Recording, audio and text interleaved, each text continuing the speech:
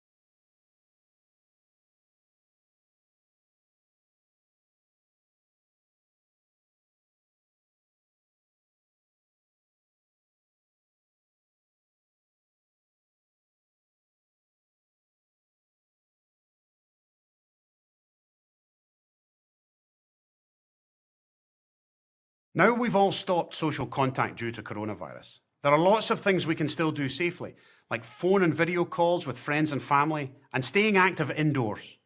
You can also exercise outside once a day, 2 metres away from others.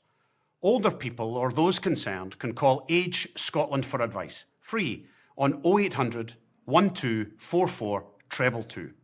For those most affected by coronavirus, there's a wide range of organisations that can support you and your family with the latest information and practical advice at readyscotland.org. Please protect yourself and others. Protect Scotland.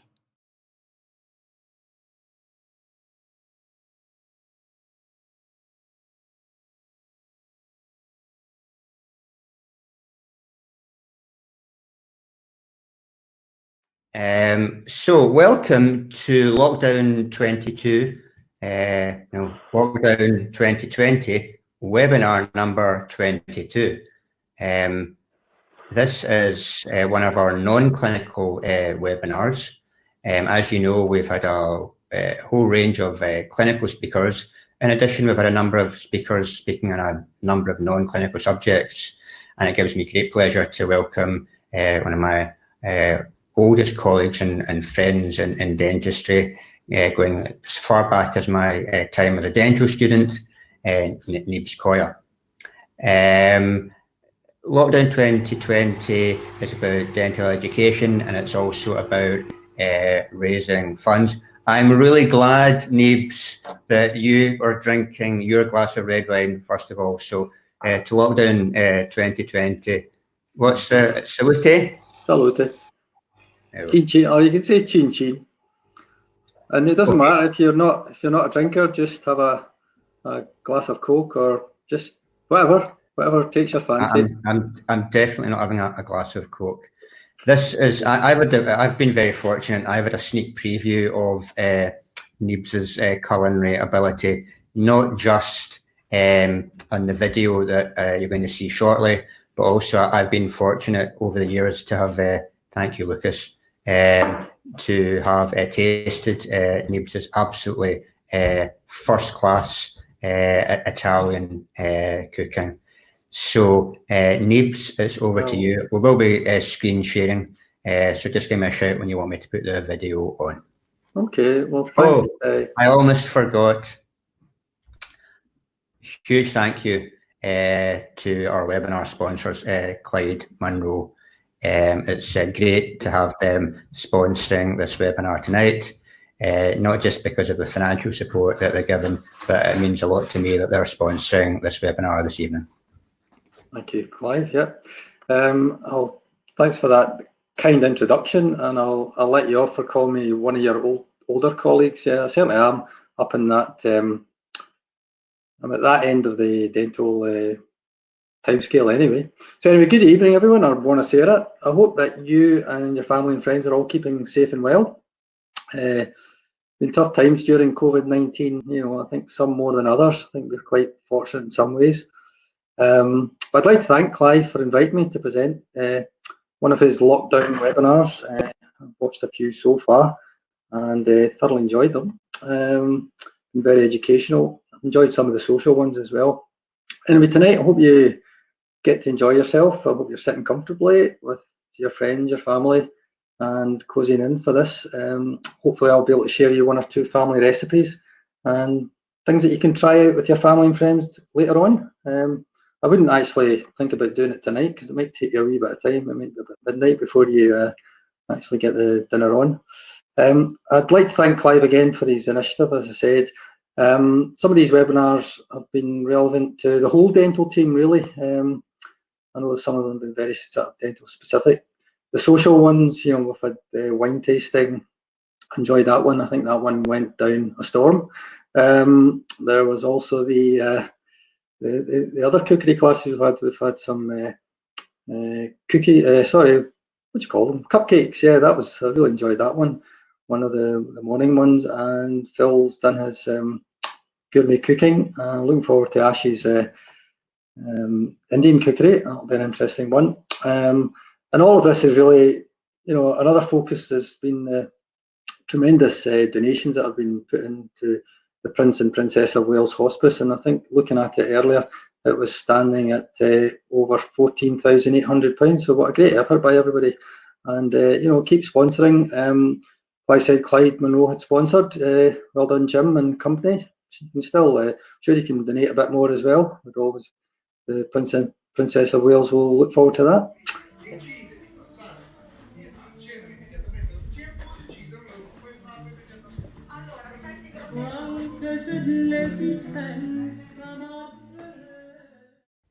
Buonasera a tutti. Tonight I'm going to share with you a little bit of background to my Italian heritage. I'll also show you a couple of recipes which I grew up with, living at home with my Italian mother, Antonietta Izzi, who was a wonderful and talented cook, able to create amazing, delicious recipes from simple ingredients which were typical from the locality that she was brought up in. I've also been influenced over the years by many trips to Italy and also dining with my Italian family. My full name is Annibale Leopoldo Giovanni Antonio Coia. Not surprising though, I acquired the nickname Neebs at primary school. So my Italian roots go back to two families in the south of Italy, the Coia family and the Izzi family. The Coia family are from a small village or comune called Filignano, and all the Coias around the world will trace their roots back to Filignano, no matter where they live. The small village sits at 460 metres above sea level and is a second home to many Scottish Italians who during the summer months will go back to their homes in Filignano to enjoy the warmer weather and also meet up with friends and family. Indeed, every year there is a fish and chip festival in Filignano, also known as La Festa di Pesce e Patate. Filignano is often called Little Scotland due to the green, fertile and hilly landscape that surrounds the village. The village was also where the American-Italian singer and actor Mario Lanza's father came from, and there's a monument to Mario Lanza in the centre of the village. As for the Izzi family, who are from Venafro, which from my mother's time has grown into a large town, but you can still appreciate the character of the old town, which is set at the foot of Santa Croce, one of the many hills in the area which form part of the Apennine range of mountains. The town's name is derived from the Roman times when it was called Venafrum, and there are still many archaeological sites being unearthed today. If you're a native of Venafro, you're known as a Venafran. Temperatures in the summer tend to be warmer and drier than Filignano, as it lies at a lower altitude of only 222 metres above sea level. Both towns are about 7 miles from each other and are in the Molise region of Italy, which was formed after the larger region of Abruzzi was divided in 1963, and so Molise is now the youngest region in Italy and the second smallest to the Aosta region in the northwest of Italy. The towns are roughly equidistant from Rome in the northwest and Naples in the southwest. As such, it is bordered by Lazio, Campania, Abruzzo and Apulia. It also has 22 miles of Adriatic coastline, which can be enjoyed all year round, but it's particularly inviting in the hot summer months. Getting there is easy, and I've often flown to Rome and then jumped on a train which takes about 90 minutes to arrive in Venafro. Both towns are also about 14 miles southeast of Cassino, famous for the Allied bombings of the Abbey at the top of Monte Cassino in 1944, which at the time was a German stronghold. My mother often recounted tales of the bombings where a few wayward bombs hit Venafro, and so to escape this they would retreat to the mountain caves in Santa Croce for safety until the German soldiers were pushed back by the advancing Allied soldiers from the south. Like many regions in Italy, Molise has its own special recipes and tasty dishes. In Venafro and its surroundings, agriculture is traditionally conducted at a household level, and particularly the historic production of olive oil is still active. Venafro has actually obtained the status of oil city and boasts a native species of oil called aurino. In addition, I've been lucky enough to taste amazing mozzarella di bufala, which has normally been attributed to the region of Campania, where Naples is the capital. Wine production, though, is not particularly high in this region, but one wine I have really enjoyed is the Biferno Reserva Rosso, which is made from Aglianico and Montepulciano grapes and comes in at a comforting 13.5%. This wine would certainly go very nice with the pasta dish I'll be showing you later. Returning to my grandfather Annibale Coia, who as a younger teenager in the 1910s left his native Filignano and travelled to Scotland as an economic migrant. There he worked for his uncle in Burnbank, Hamilton, making and selling pop, most likely lemonade. However, once he had saved up enough money, he was able to buy a property in Carluke and set up the Garden Cafe. My grandmother, Giovina Valerio, would make some ice cream by hand in the back kitchen. And then my father, Giovanni Coia, and his brother, my uncle, or Zio Emilio, also known as Uncle Mili. As young schoolboys, they would go out selling ice cream in the ice cream barra, a kind of tricycle with a compartment mounted at the front to carry the ice cream and keep it cool. As time went on and their financial position improved, he was able to expand the cafe. However, the business took a bit of a downturn during the war, as my father and his brother were in the British Army, whilst my grandfather was interned in the Isle of Man from around 1940 to 1943. My grandmother and her daughter, my Aunt Carmen, or Zia Carmen, were left to keep the cafe open during this period. However, after the war, the business got back onto solid ground again, and the family built an ice cream factory. This allowed production on a larger scale of ice cream, servicing the cafe and a number of ice cream vans over the years. Returning now to my mother's side, the Izzi side of the family. My mother was born to Leopoldo Izzi and Francesca Cascardi in 1927 in Venafro. She was the eldest of 5 siblings, and it was not until my mother Antonietta got married in 1954 that she uprooted herself to move and start a new life with my father in Carluke, 1,500 miles away. However, one of her younger siblings, my dear Zia Sara, similarly uproots after marrying my uncle Giuseppe, Zio Joe, and settled in Lanark. In 1960, I was born the third of 3 siblings. My sisters Carmen and Francesca and I were brought up within the cafe environment. In fact, we all lived above the shop. I suppose 1960 was the start of my journey and experience into Italian culture and food, mixed with living in Scotland as a Scottish Italian.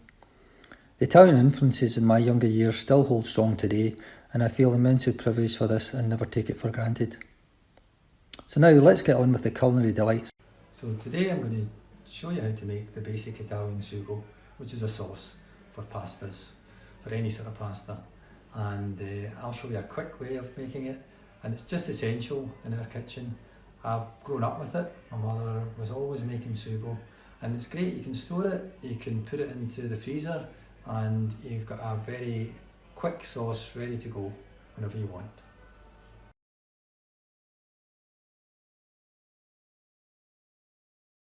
So let's go through the ingredients for this sugo. I've got a couple of tins of chopped plum tomatoes, nice flavour in them. I'm going to take a stalk of celery and 1 carrot just to add some flavour and sweetness, healthier source of sweetness rather than using sugar. I'll have some garlic. I usually put in about 4 cloves of garlic, and some dried chilies to add a bit of kick to the sugo. So I'm going to tell you a wee bit about these chilies. They're dried. They'll store for quite a long time. I mean, I can't imagine how long we've had these. They're very strong though. I mean, it looks innocuous, but 2 or 3 of these probably maximum would be enough in a sugo. You can leave them out if you want, or maybe even just have 1. Just depends how hot you want your sugo. And most importantly, the extra virgin olive oil, and we'll use quite a few glugs of that. So, and finally, if you want to season it with some salt. Preparing the vegetables just now, just peeling the skin. I've washed the celery. In Italian, sedano is celery and carota is carrots. I might give you a few extra Italian words and phrases this evening. There we go.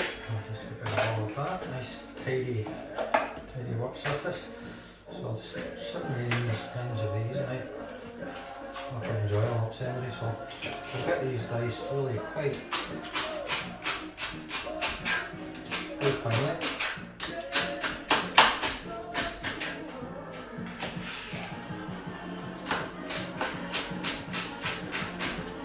And watch your finger. Just helps towards the end once the sugo's cooked and before we process it all. Makes it a bit easier to have the celery fine. So we'll do the same with the carrots. Chop these long ways.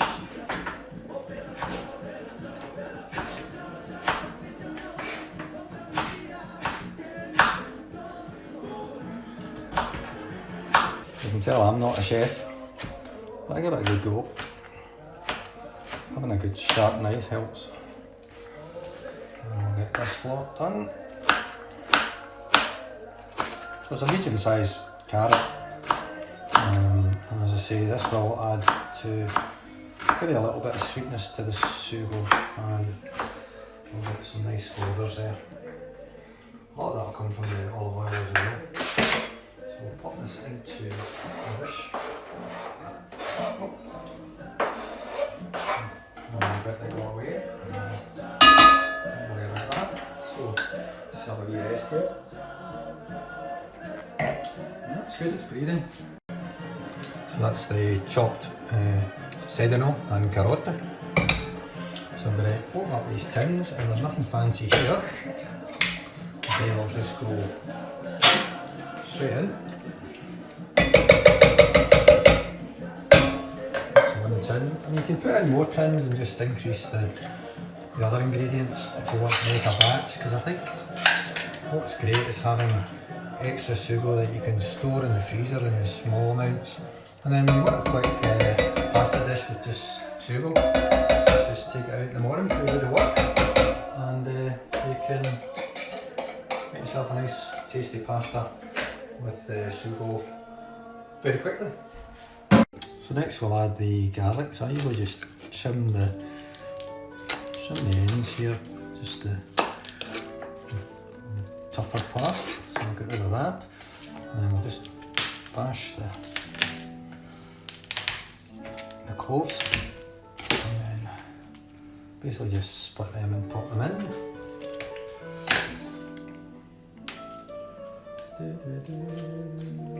There we go. Break it up. And again, you don't need to chop this, it's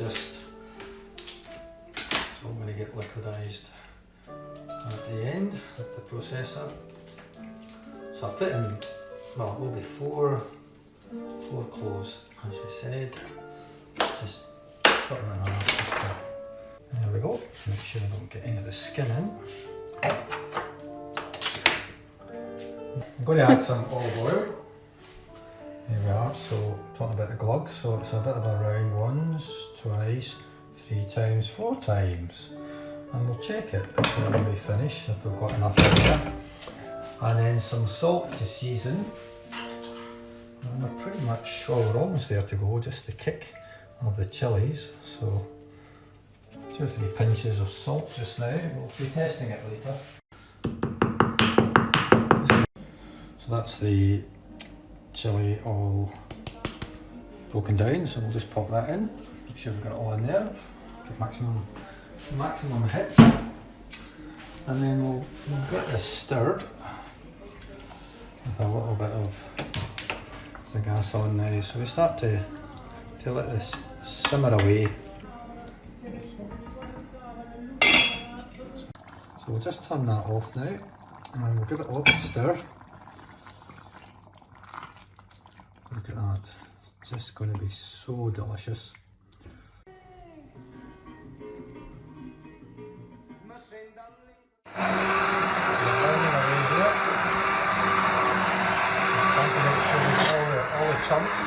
All the chunks out of the way. And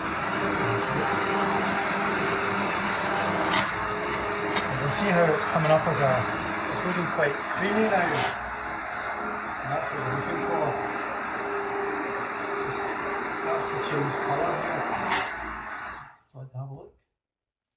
You see you've got that kind of lighter colour to it. So that's a measure. We're getting there. Now we come to one of my favourite moments where I get a piece of bread and I do the dipping, and look at this. So good. Oh, it's so tasty, yummy. So now that we've made the sugo, I just want to show you a quick recipe using some of the sugo, using some gorgonzola cheese and some potato gnocchi. I can tell you a bit more about gnocchi as we're making the dish. If you feel that gorgonzola is too strong for you, and I know it's a desired taste, some people don't have the gene for it, you could substitute it with dolce latte, which is another nice cream cheese but less strong, and we'll show you how to make that in a moment. So I'm just going to fire up this little pan, this pot. So I'm going to put some of the sugo now into the small pan here, and we're going to melt the cheese in this. But at the same time I've got the water boiling for the gnocchi. So we'll turn that down a little bit so it's still quite warm. So I've chopped the gorgonzola into smaller pieces just to help it melt. So it's quite a lot going in there, so I'm probably going to add some more sugo to it. Delicious cheese, as I said earlier. So we'll add a little bit more of the sauce, and we'll get the spoon in and we'll start to stir this round. So you do this for a few minutes just so you get the cheese melting in the sugo, and then we'll go back to part with the gnocchi. Okay. So we've got the water boiling now, and just going to add some salt in. Oh, there we go, fizzing up there. Got to put in a reasonable amount of salt because you know your pasta, that's the gnocchi there, so that's half of the packet. I'm going to cook it all. Gnocchi, this is potato gnocchi. You do get gnocchi that's made with semolina, so it's a little bit lighter. I love gnocchi, one of my favourite pastas. Derived, there's a word in Italian, gnocchi, which means knuckle. So I think, you know, it resembles your knuckle, but again you get them in different shapes. Sometimes they've got like a striated margin on them where they've been made over the tines of a fork.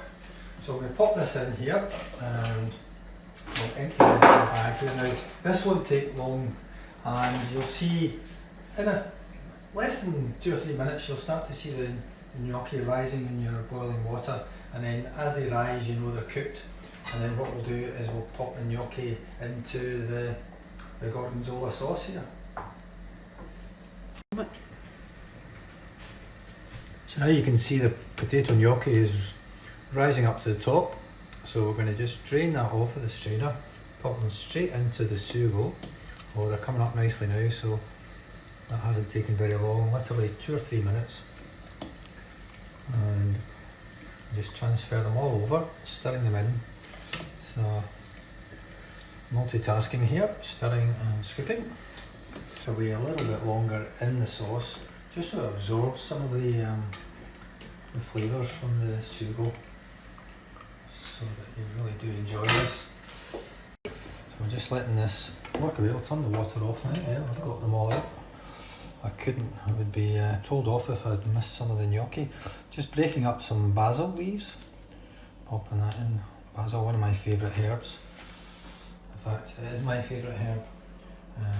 Second to rosmarino and then coriander. So I do like other herbs, but basil is certainly my favourite. So there we go. So that's the sugo, making a dish with gnocchi, gorgonzola, a little bit of basil. You definitely don't want to put parmigiano in this. A lot of pasta dishes you would use parmigiano, but you just wouldn't taste that with the strength of the gorgonzola. And one other thing, I was talking about how good it is to make batches of it. So this is what we do.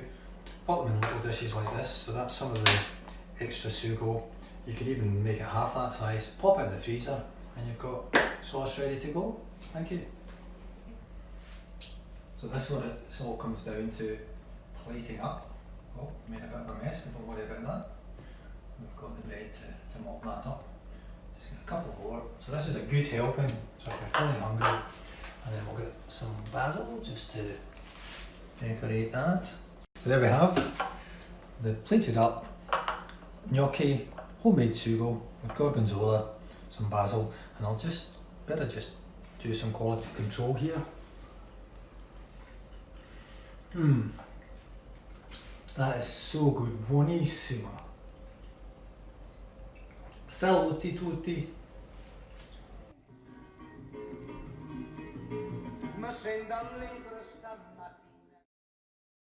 And now we're going to go on to tell me about the tiramisu, which in Italian means pick me up, so hopefully this will lift you up. The ingredients for our tiramisu this evening are some coffee. This is going to be espresso coffee, which I'll be making. You could use filtered coffee, but I prefer this. This is good quality Italian coffee from Lidl.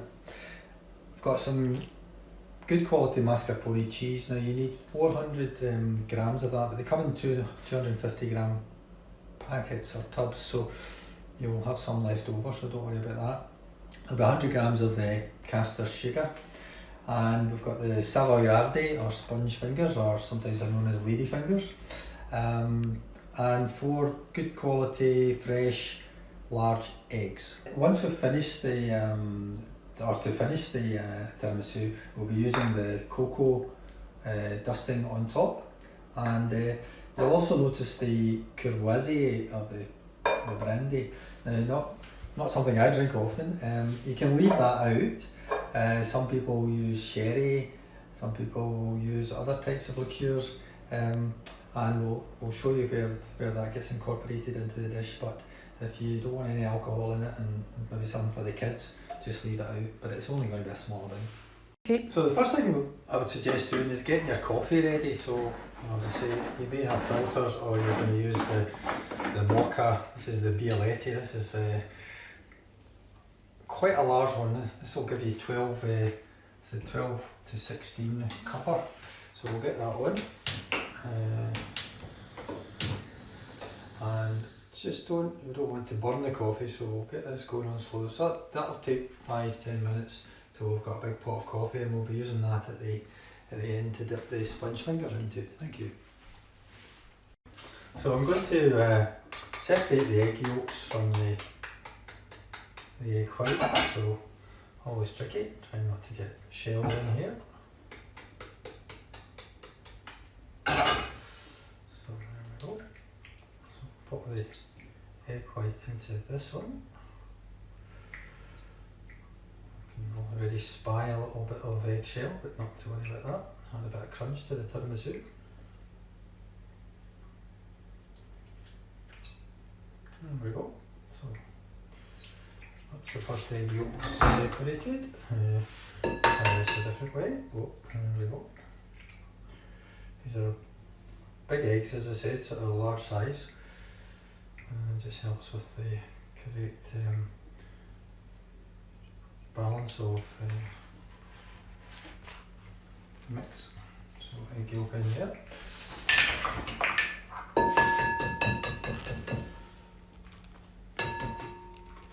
I have to say, unfortunately, these are not eggs that I normally get, because I have been very fortunate to be getting eggs from our hygienist in the practice, who has hens in her back garden. So as a wee tribute to Mary, my hygienist. Always welcome when she brings the eggs in. So we're going to measure out our 400 grams of mascarpone. So that's 225. So I think I've been short-changed there. So let's see, oh, delicious.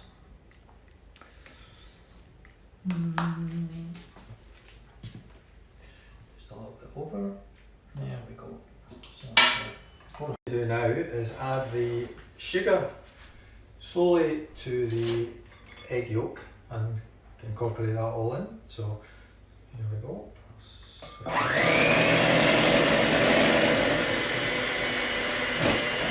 Do this fairly gently, not too fast, because you don't want to heat the eggs up too much. Once we add the mascarpone, we don't want that to split. That's all the sugar in. Then I'm going to add the mascarpone and just do that over a little bit. Just grab my spoon again. So again, I'm trying to do this left-handed. I'm going to start adding the mascarpone a little at a time.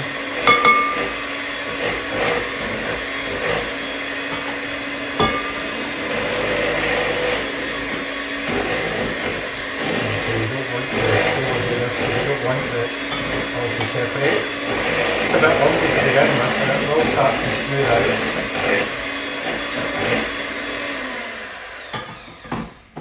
Just add a bit more. I'm not comfortable with that left hand there. Okay, so.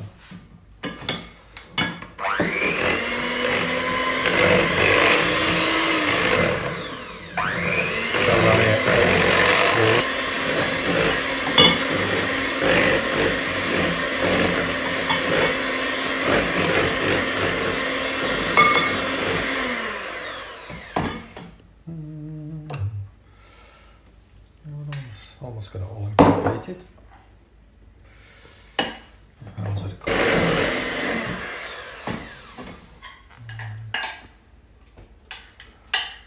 And a little bit more.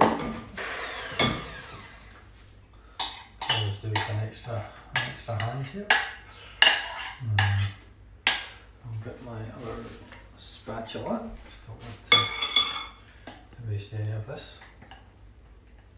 And there we go, throwing it all over the floor. Excellent. And that's the last of the mascarpone added. And continue mixing it.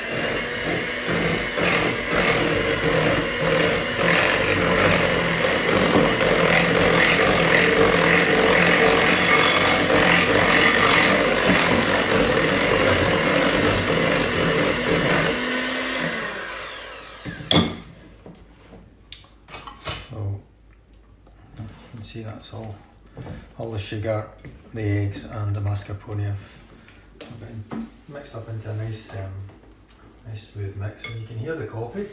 Let's have a wee look. Oh, you can see that bubbling through now. Oh, smell that, that's just lovely. Always make enough coffee there that I can have a wee drink myself, as well as use it with the sponge fingers. So we'll stop there for a moment, and I'm going to have to clean my blades of the mixer. So I'm just going to pour pour your coffee into this pot. You can use any sort of dish you want, but I find the pot is quite good because I need to cool this coffee now because it's good for drinking, but not for the next process in the tiramisu.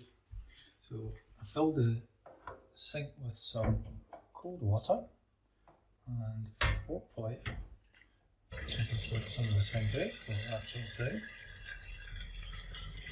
What we'll do is we'll let that lie there, and next we're going to mix up the egg whites that we'd separated from the egg yolk, so we'll do that.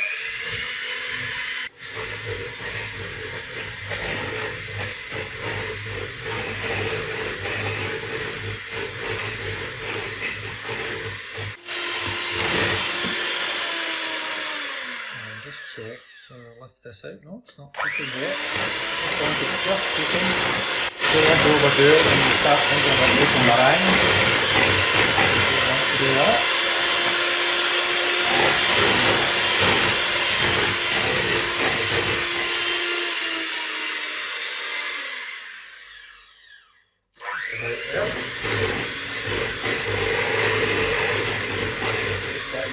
Get a lot of air into the egg whites so that the mix is quite light. So you can have a look at that. That's see, you just lift it out and it's starting to peak. So I think I'll just go another 2 seconds.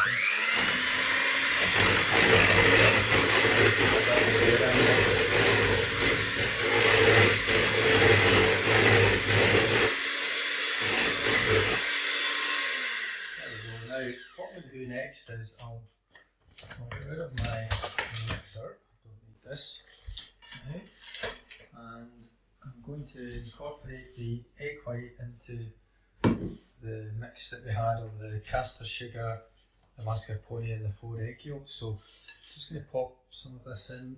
I prefer to use my wooden spatula, and keep the other spatula for later. So, I'm going to pop in a little bit of egg white just now, over there, and just going to fold that in carefully. So I want to try and keep the air into this mix, so we're not mixing this vigorously. It's all been done very gently. There we go. So more of the egg white. If you've got help in the kitchen, could be quite good. So if 2 of you are involved, it just lets it flow a bit smoother. It reminds me of when I was younger. Before we used to go to school, primary school in the winter, my mum used to get a couple of egg yolks, pop them in a mug, a couple of spoons of sugar, and mix that up. And I used to like dipping my finger in that at that point because it was really sweet. And then she would pour milky coffee into it. So it was like egg in a cup with milky coffee, and that was our breakfast before we went to school in the winter time. I just loved it. It's a kind of start of a zabaglione with the egg and custard mix with the sugar and then the coffee. Unusual, but enjoyed it. So you can see now we've got a nice smooth mix. So that's quite light, and that's lovely and sweet. Oh, sorry, I've forgotten the last bit of the egg white. Miss all that, so pop that in, and we'll just fold that in.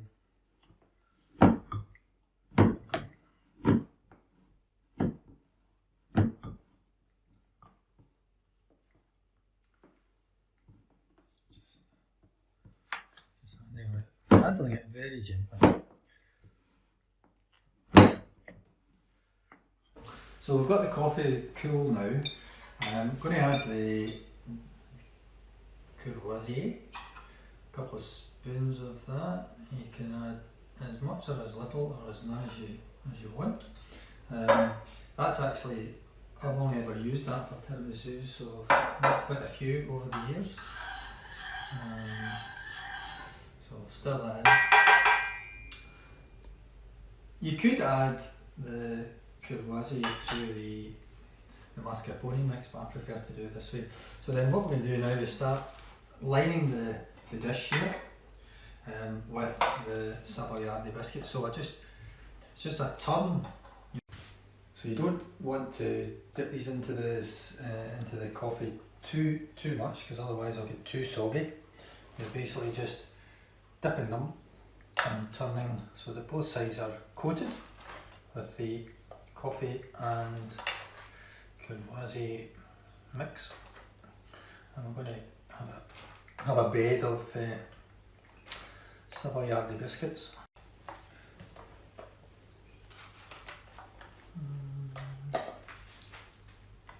So fill up all this, the whole base there. So that's almost one packet. So there we go. So that's the first layer. As you can see, I've got one layer of biscuits just now, and I'm now going to cover that with some of the mascarpone egg and sugar mix. So there'll be 2 layers of this, so just got to use this sparingly. I don't want to skimp on it, because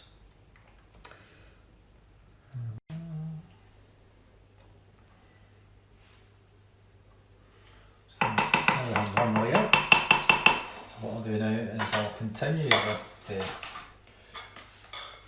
the second layer of biscuits, so just as we did at the beginning.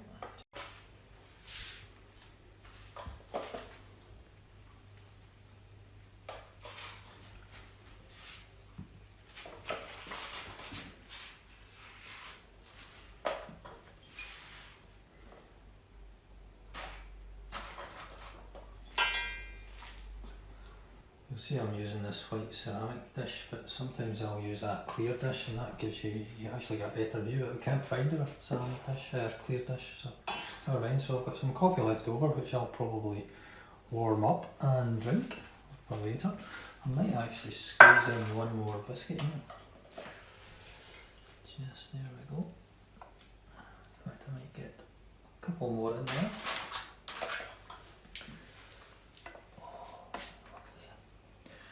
And one final one, do you think I'll get it in? I might have to have it. And then one for me. So we've now got our second layer of biscuits, or Savoyardi, and I'm just going to cover that now with the last of the cream mix. And then this will go into the fridge. Well, because I want to let things set a little bit before we do the final topping. I can show you that later on. So hopefully I've got enough here.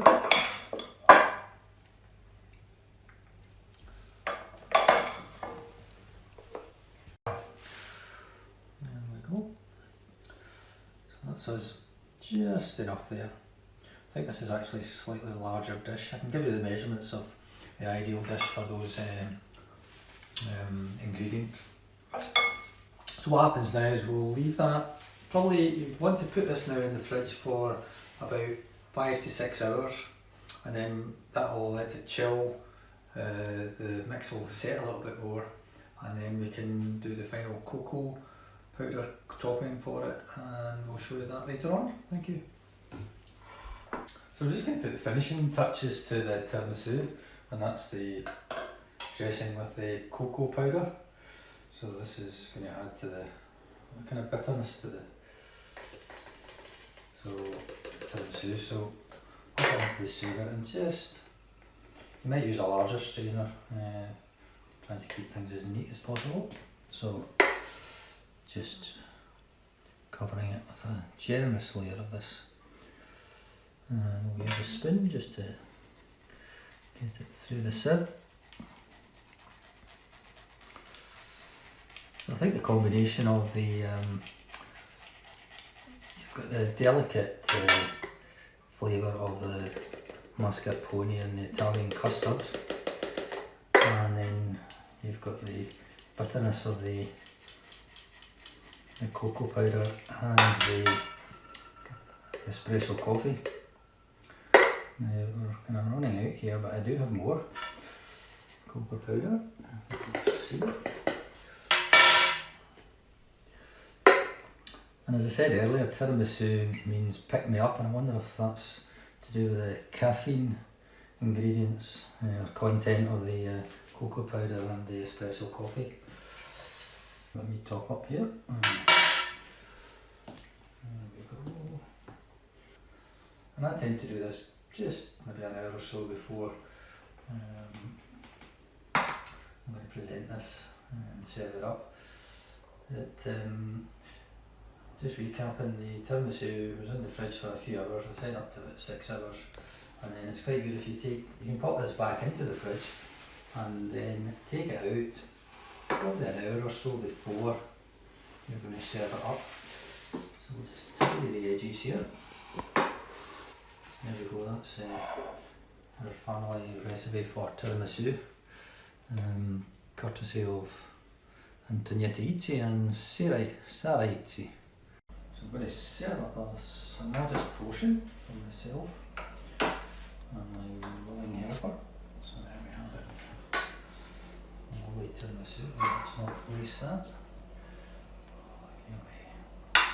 I'll put that down, and usually when I'm having my tiramisu, I quite like an espresso. And you can't go wrong with limoncello straight from the freezer. So much alcohol in this that it doesn't freeze. And that's, you can see the steam coming off that, evaporating. So there we have it. My take on tiramisu, and buon appetito!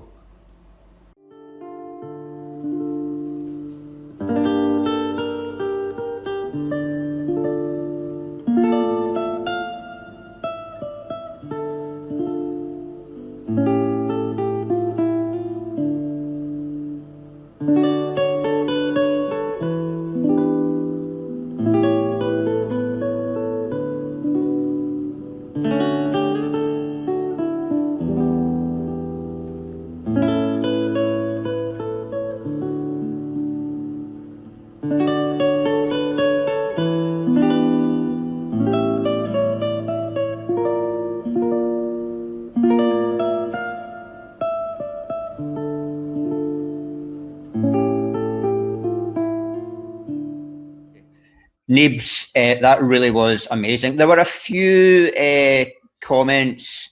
Some I thought were, maybe just revisit them again.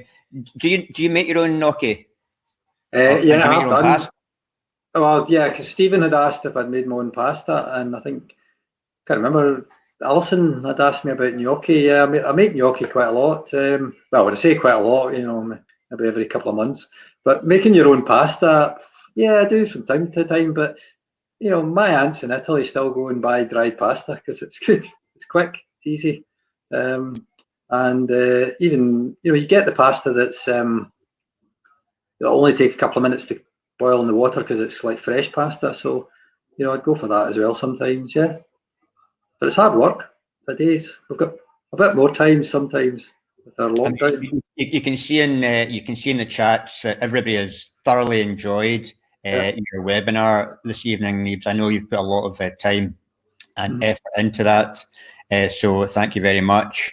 And I found your family history to be really interesting. In fact, that's the second night. We've had a very interesting family history because Jamil Gardi gave some, I don't know if you watched it last night, but some really interesting background to his family. And I think these personal touches and the non-clinical content is actually one of the most important parts of what we're doing with Lockdown 2020. So Neebs, thank you again for your webinar tonight. Yeah, I totally agree. Sorry, Clive, I was going to say, I think you can do as much dental education as you need, but sometimes you can overdose on it. So it's quite a good antidote, this, I think.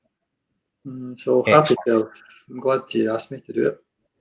Right, so I'll just point to the big Prince and Princess of Wales hospice button. If you've not already donated, please click on the Donate Now button. If you have already donated and you thought Neeb's webinar was absolutely fantastic, please donate. You had the opportunity to download the recipes, I have emailed the recipes to you all. Sadly, we cannot do CPD for this, unless, of course, you're attending catering college or something, when I guess we could probably do CPD for you. There will be CPD, however, for some of all the other clinical lectures coming up. And I'm very pleased to tell you that on Monday night, we have Professor Mike Lewis, who will be doing a webinar on oral medicine. And as some of you will know, and I'm just posting now, Professor Jason Leach is doing an interview with Lockdown 2020 on Friday, the 8th of May, when he will discuss his journey from being a dentist doing extractions to the extraordinary leadership position that he is in at the moment. So Neebs, thank you again for your contribution tonight. Thank you. Buonanotte tutti, state bon, stay well. Night night, everybody.